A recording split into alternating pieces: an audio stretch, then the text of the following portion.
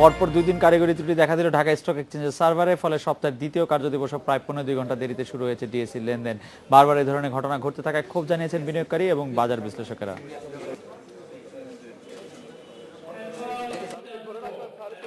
লেনদেন কার্যক্রম নির্বিঘ্ন করতে গেল বছরের ডিসেম্বরে নতুন ট্রেডিং সফটওয়্যার চালু করে ডিএসসি। সে সময় এই সফটওয়্যারে কোনো ত্রুটি থাকবে না বলে দাবি করা হয় ডিএসসির পক্ষ থেকে। কিন্তু 6 মাস যেতে না যেতেই টানা 2 দিন কারিগরি ত্রুটির কবলে পড়ে ডিএসসির সার্ভার। কারিগরি ত্রুটির কারণে সোমবারও নির্ধারিত সময়ে শুরু করা যায়নি ঢাকা স্টক এক্সচেঞ্জের লেনদেন। মূলত যে কারণে এই সমস্যাটা, সেটা হলো আমাদের টেকনোলজিতে আপনারা যদি জেনে থাকেন শেষের দিকে কিছু স্লোনেস দেখা যাচ্ছিল বিগত মানে মার্কেটে যখনই ট্রেড বাড়ছিল, তো এটার কারণে এক ধরনের রিলিজ এরা ডিপ্লয় করেছে। ত্রুটি সারিয়ে প্রায় 2.25 ঘন্টা পর শুরু হয় লেনদেন। এভাবে বারবার স্বাভাবিক লেনদেন কার্যক্রম ব্যাহত হয় উদ্বিগ্ন বিনিয়োগকারী ও বাজার বিশ্লেষকরা। আগে অ্যাপ্লাই করে আরো এগুলোর যে ত্রুটিগুলো আছে এগুলোকে সংশোধন করা দরকার ছিল। এখন আমাদের যে আমরা জানি না কটা থেকে কয়টা হবে ট্রেড হবে, এগুলো অনেক ট্রেড অফিসাররা এখনো আয়ত্ত করতে পারে নাই।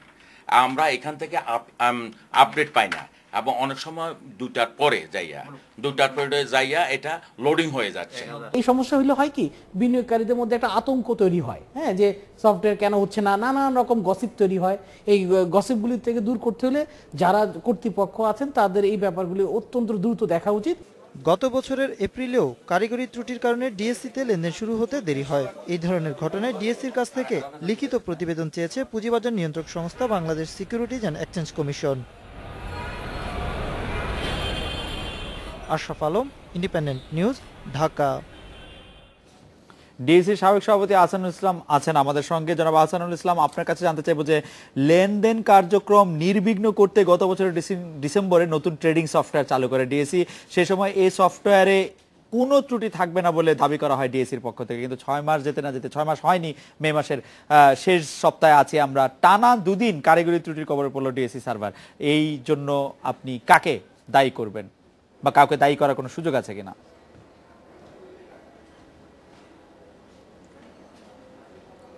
না, অবশ্যই ঢাকা স্টক এক্সচেঞ্জের এই ট্রেডিং সফটওয়্যারটা ইজ মোস্ট মেশিন ক্রিটিক্যাল একটা অপারেশন। সো ঢাকা স্টক এক্সচেঞ্জ কর্তৃপক্ষকেই দায়িত্ব নিতে হবে, বিকজ এই সিস্টেমগুলো খুব ওয়েল ডেভেলপড হয় এবং এখানে ফল্ট টলারেন্ট হয়। সো এখানে ফল্ট থাকার কোনো সুযোগ নাই। তা আমার মনে হয় যে ডিএসসি তার ব্যবস্থা নিয়ে এবং এটা দ্রুত সমাধানের চেষ্টা করবে, এবং তাদের যে বিদেশি পার্টনার আছে ওয়ার্ল্ড বেস্ট ন্যাসড্যাক, ওএমএক্স এবং ফ্লেক্স ট্রেড, তাদের সহযোগিতায় দ্রুত এই অবস্থা থেকে বের হয়ে আসতে পারবে।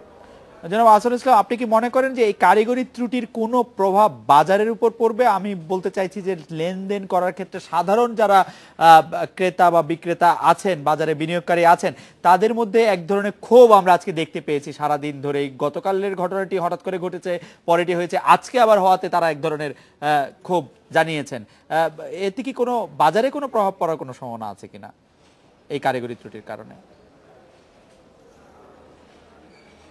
জি, আমি মনে করি যে বাজারে কোনো প্রভাব পড়ার সম্ভাবনা নাই, বিকজ বাজারটা এখন অনেক বেশি, আমি বলবো যে পার্টিসিপেশন অনেক বেশি, এবং সামনে বাজেটের প্রত্যাশায় বিনিয়োগকারীও বেশ আস্থাশীল। বাট যে সমস্যাটা হচ্ছে যে প্রত্যেক বিনিয়োগকারী একটা টাইম তার ফিক্স করা থাকে যে 10:30 থেকে 2:30 পর্যন্ত ট্রেড করবে। এর পরে যদি তাকে বসে থাকতে হয় তখন সে তার অন্যান্য অ্যাপয়েন্টমেন্টগুলো রাখতে পারে না, এই জন্য তার মধ্যে একটা ক্ষোভের তৈরি হয়।